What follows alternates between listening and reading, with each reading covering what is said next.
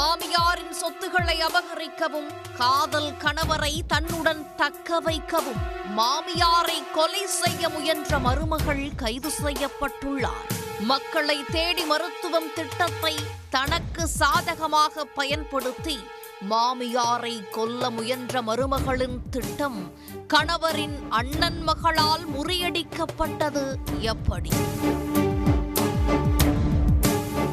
நாமக்கல் மாவட்டம் திருச்செங்கோடு குச்சிபாளையத்தை சேர்ந்தவர் 77 வயது தனலட்சுமி. இவருக்கு 2 மகன்கள்.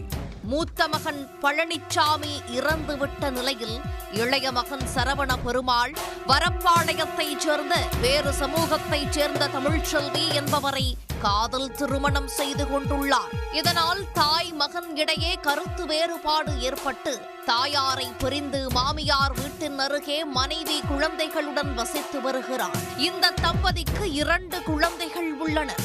நிதி நெருக்கடியில் இருந்த சரவண பெருமாள் தாயிடம் குடும்ப சொத்தில் பங்கு கேட்டுள்ளார். மனைவியை பிரிந்து வந்தால் சொத்தில் பங்கு தருவதுடன் தனது உறவினர் பெண்ணை திருமணம் செய்து வைப்பதாக தாய் தனலட்சுமி கூறியுள்ளார். தாயின் ஆசை வார்த்தையில் மயங்கிய சரவண பெருமாள் குடித்துவிட்டு சென்று மனைவியுடன் அடிக்கடி தகராறில் ஈடுபட்டு வந்துள்ளதாக கூறப்படுகிறது. சொத்துக்காக கணவர் தன்னை விட்டு பிரிந்து சென்று விடுவாரோ என தமிழ்ச்செல்வி அச்சமடைந்துள்ளார். இதனால் கணவரை தன்னிடமிருந்து பிரிக்க முயற்சிக்கும் மாமியார் கொலை செய்துவிட்டால் கணவரும் தன்னுடன் இருப்பார், சொத்துகளும் தங்களுக்கு கிடைத்துவிடும் என்று எண்ணியுள்ளார்.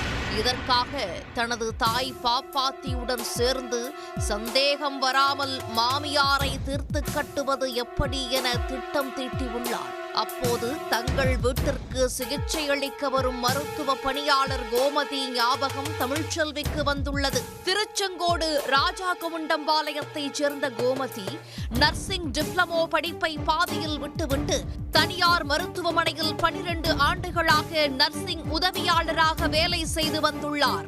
அவரை வீட்டுக்கு வரவழைத்து தமிழ்ச்செல்வியும் அவரது தாயார் பாப்பாத்தியும் தனலட்சுமியை கொலை செய்யும் தங்கள் திட்டத்தை கூறி உதவி கேட்டுள்ளனர்.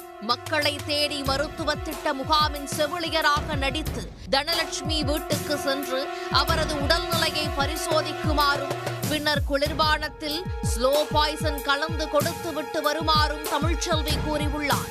இதை செய்தால் மாமியார் சொத்தில் ஒரு பங்கை தருவதாக கூறி கோமதியை உடன்பட வைத்துள்ளனர்.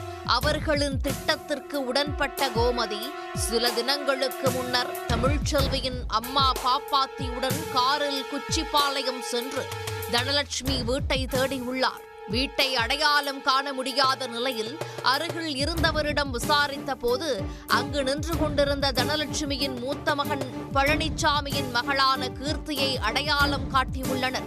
பழனிச்சாமி இறந்த நிலையில் அவரது மனைவி மகள் தனலட்சுமி வீடு அருகிலேயே தனியாக வசித்து வந்துள்ளனர்.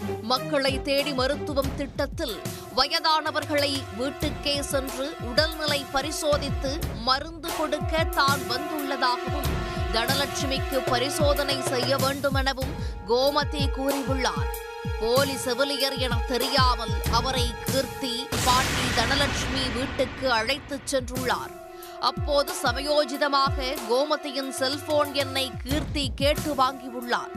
அவரும் சுதாரிக்காமல் தனது உண்மையான போன் எண்ணை கொடுத்துள்ளார். வீட்டுக்கு சென்று தனலட்சுமியை பரிசோதிப்பது போல நடித்த கோமதி இரத்த அழுத்தம் இருப்பதாக கூறி மருந்து தருவதாகவும் இதை குடித்தால் சரியாகிவிடும் எனவும் கூறியுள்ளார். பின்னர் விஷம் கலந்த குளிர்பானத்தை மருந்து என கூறி தனலட்சுமிக்கு வழங்கியுள்ளார். அதனை குடித்த தனலட்சுமி கசப்பாக இருப்பதாக கூறியுள்ளார்.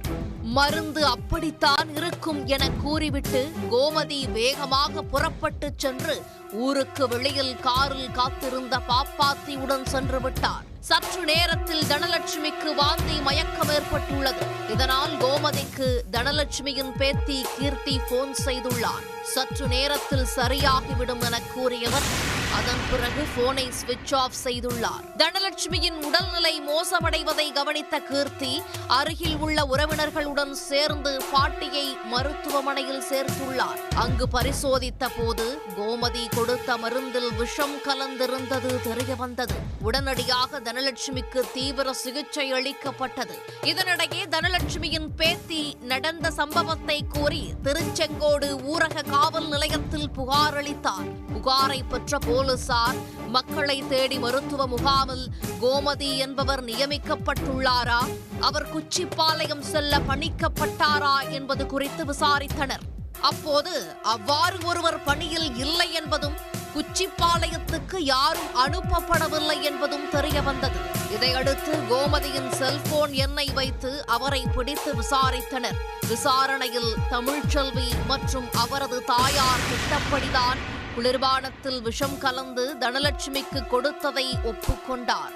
இதையடுத்து கோமதியை கைது செய்த போலீசார் அவரிடமிருந்து செவிலியர் உடை, பழைய ஐடி கார்டு ஆகியவற்றை பறிமுதல் செய்தனர். மேலும் கோமதி வாக்குமூலத்தின் அடிப்படையில் தனலட்சுமியின் மருமகள் தமிழ்ச்செல்வி, அவரது தாயார் பாப்பாத்தி ஆகியோரையும் கைது செய்தனர். பின்னர் மூவரையும் நீதிமன்றத்தில் ஆஜர்படுத்தி சிறையில் அடைத்தனர். கணவரை தன்னுடன் தக்க வைக்கவும் சொத்துக்காகவும் மாமியாருக்கு குளிர்பானத்தில் விஷம் கலந்து கொடுத்து மருமகள் கொலை செய்ய முயன்ற சம்பவம் திருச்செங்கோடு பகுதியில் பெரும் பரபரப்பை ஏற்படுத்தியுள்ளது. உடனுக்குடன் செய்திகளை தெரிந்து கொள்ள சன் நியூஸ் பெல் ஐகானை கிளிக் பண்ணுங்க.